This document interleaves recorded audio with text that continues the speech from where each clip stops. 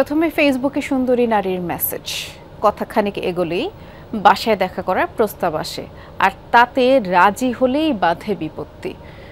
আপত্তিকর ভিডিও ধারণের পর সর্বস্ব হাতিয়ে নেওয়া হয়, মুক্তিপণের জন্য নির্যাতনও করা হয়। চট্টগ্রামে এমনই এক প্রতারক চক্রের সন্ধান পেয়ে অভিযানে নামে পুলিশ। 2 নারীসহ 7 জনকে গ্রেফতার করে। বিস্তারিত জানাবেন সহকর্মী আল আমিন শিকদার। শিয়া বাটার, অ্যালোভেরা ও ভিটামিন ই সমৃদ্ধ লিলি বিউটি সোপ। প্রেমের ফাঁদে ফেলে ফাঁসানোর পর এভাবেই মোবাইলে ধারণ করা হয় ভিকটিমের অশ্লীল ভিডিও। এরপর চলে ব্ল্যাকমেইল এবং টাকার জন্য দেন দরবার। গোয়েন্দা তথ্যের ভিত্তিতে এই চক্রের সন্ধানে নামে চট্টগ্রামের বায়েজিদ থানা পুলিশ। সাদা পোশাকে পুলিশ সদস্যরা এই সিএনজি অটোরিকশা নিয়ে ছুটছে রূপনগর আবাসিকের দিকে।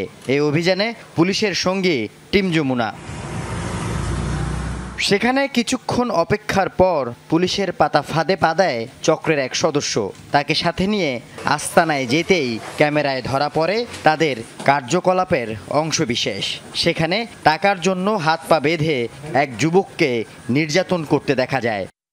আমাকে অক্সিজেন আনতে গেছে আমাকে বাসায় আনছে। আমি এখানে টয়লেটে হাত মুখ ঢুকছে এরা এসে মানে আমাকে অপহরণ করতেছে। আমি নাকি নষ্ট করতে আসছি কেন, বলে আমাকে জোর করে 1 লাখ টাকা লাগবে। হাতে নাতে আটক করা হয় 2 নারী সহ 7 জনকে, যারা অকপটে স্বীকার করে অপরাধ, জানায় অপকর্মের কৌশল। ওকে বলছে বাসা আসো, আমার কেউ নাই এখানে, বাসা আমার একটা বোন আছে, তো পরে ও আছে।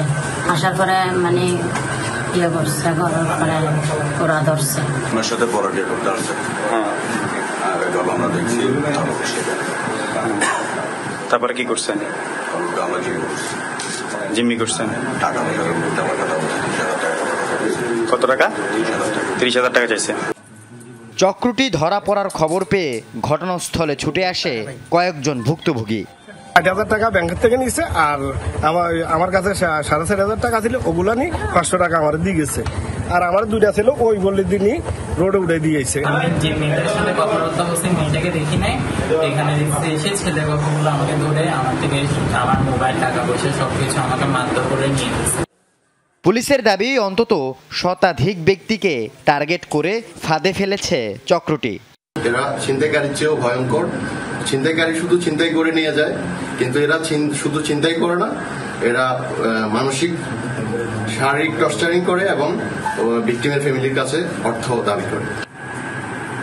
প্রথমে প্রেমের প্রস্তাব, আর সেই প্রস্তাবে রাজি হলেই বিপদ ডেকে নিয়ে আসবে এমন নির্জন একটি বাসায়।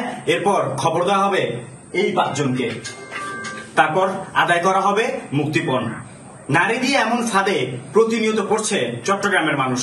সক্রিয় রয়েছে বেশ কটি চক্র, যাদের ধরতে অভিযান চলছে পুলিশের। আল আমিন শিকদার, যমুনা নিউজ, চট্টগ্রাম।